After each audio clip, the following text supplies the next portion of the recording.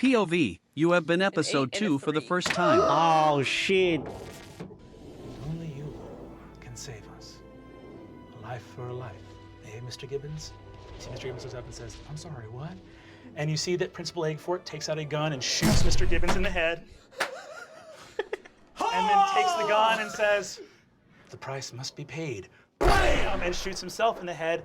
Gorgog and Kristen, you come back to life. What the fuck just happened? What happened was, you got episode 2. Diyan sila nakaka-hook eh. Ay, dapat pala nag-react ako na parang hindi ko pa napapanood to, no? Ulit. Game. Takes out a gun and shoots Mr. Gibbons in the head. The price must be paid. Bam! And shoots himself in the head. Gorgog and Kristen, you come back to life. For one of them. You're all back at full hit points. What the fuck just happened? Chris just starts like cleaning it. Yun yung clip nyo. You are fully Ganap na ganap eh, no? Jack.